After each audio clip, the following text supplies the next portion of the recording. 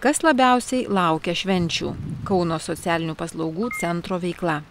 Aš namuose likdavau visą laiką viena ir kažkur tai nuo vieno lango bėgaudavau, prie kito visi dirba, iš darbo grįžta ir nėra kada jau čia vaikščioti su tą močiute. Mes seni žmonės, tai kaip maži vaikai, mums tai reikia tokio,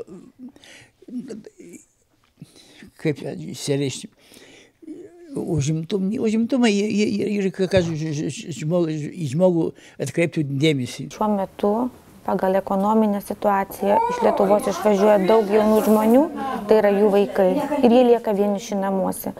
Jiems yra labai liūdna, jie nori bendrauti, nori susitikti ir čia jie randa tai, ko jie neturi savo namuose. Šie senoliai jau pamiršo, ką reiškia vienatvė. Jie kone kasdien susirenka Kauno socialinių paslaugų centre, kur ne tik gamina rankdarbius, žaidžia stalo žaidimus, bet ir dalyvauja įvairiose išvykose.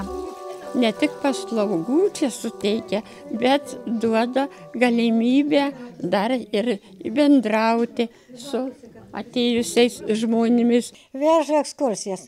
Raudondvarį buvom nuvažiavę, čia su jų mikriuku apėjom tą pilį visą įspūdžiai geriausi.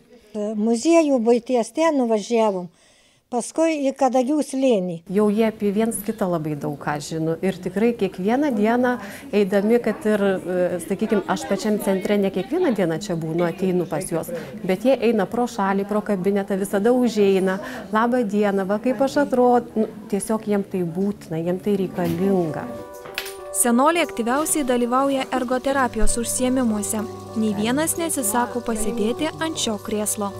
Šitas masažinis fotelis kraujotakos pagerinimo, atsipalaidavimo tokia priemonė.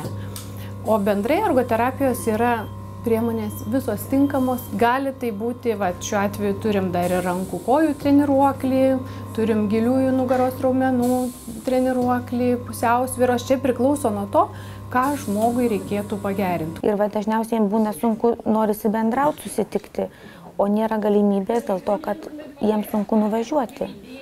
Jam reikia tos pagalbos būtent. Ir mūsų centras turi tą galimybę padėti, suteikia transporto paslaugą ir atvažiuoja jie čia. Taip pat yra skalbimo paslauga, jie gali atsinešti savo skalbinius, drabužėlius ir įsiskalbti. Atiduodam sausus, yra ir džiovyklė. Ir taip pat yra prausimosi paslauga. Kartais yra sunku įlipti vonią, o pas mus yra dušas pritaikytas neįgaliesiems. Čia dirba tokie žmonės, kurie supranta, jos visos jaunos, bet supranta mūsų senios. Ir aš jaučiu. Nu, ar ne taip? Taip, taip. Palengvina mūsų dienas. Ir mes gyvenam su žmonėmis ir tarp žmonių.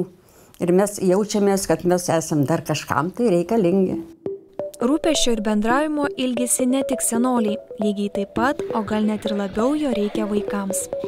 Šis centras tikrai buvo sukurtas tam, kad vaikai augantis Vilijampolės mikrorajone turėtų kur praleisti savo dienas po pamokų.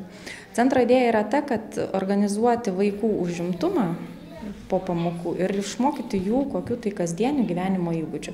Kaip sakau, kartais į šį centrą ateina vaikai, kurie tikrai šeimoje nepatiria to, ką gauna šiame dienos centre. Vilijampolėje įsikūręs vaikų dienos centras yra didžiausias Kaune. Čia kiekvieną dieną lankosi pusšimtis vaikų, kurie ko gero labiau nei kiti laukia Kalėdų. Tikriausiai pats didžiausias įvertinimas yra tai, kad vaikai nori čia ateiti. Nėra taip, kad jie sakytų, nenoriu, neįdomu, man čia aš neturiu ką veikti ir panašiai.